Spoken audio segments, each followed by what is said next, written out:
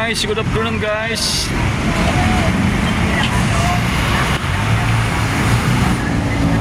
Magandang hapon po sa inyong lahat guys. Araw ngayon na Lunes.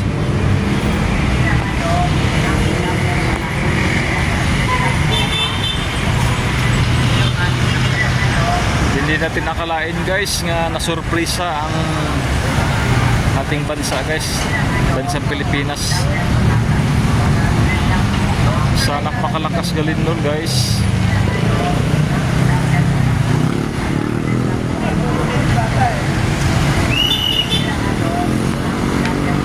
Kaya guys, pray for Mindanao. Kawawa yung mga taga Mindanao guys. Grabe.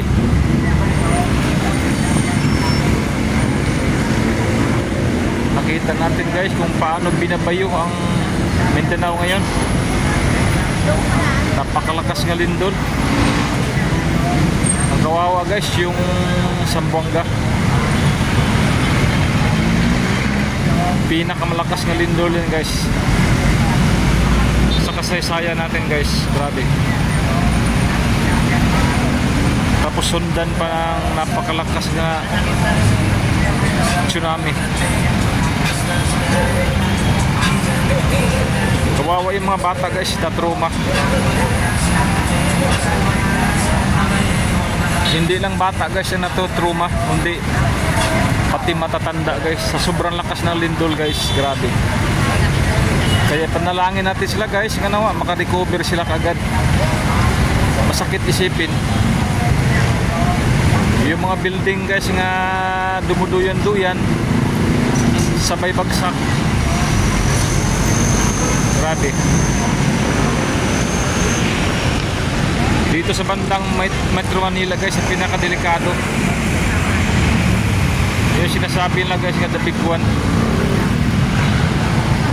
Huwag naman sanang mangyari yan dito guys, yung sinasabing the big one.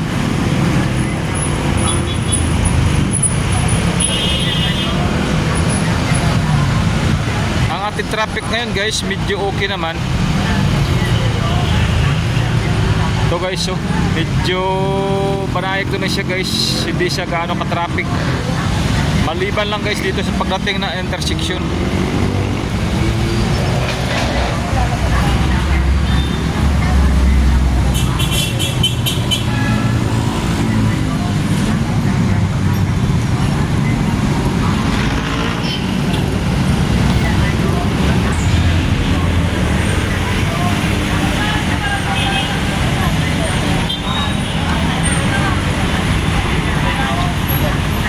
Medyo na ano tayo, naantala na yung konti guys kasi may nag-subscribe.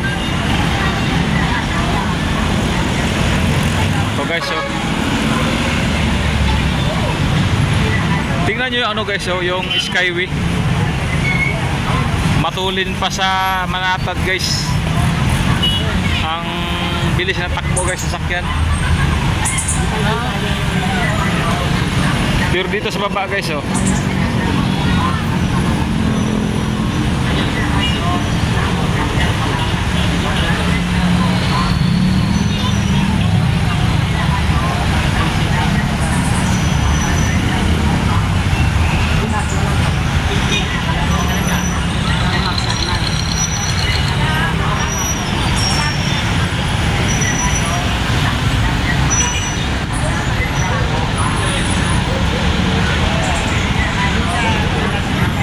mga ano dyan banda guys, galing Bikutan yan guys.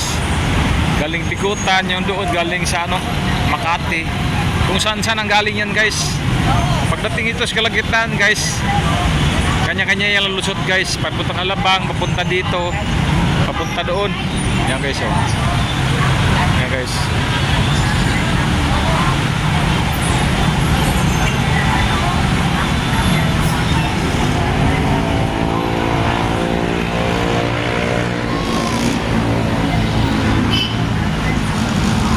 Intersection to guys, so ito yung pinaka problema guys ng mga traffic enforcer kayo, MMDA pala. Hello ma'am.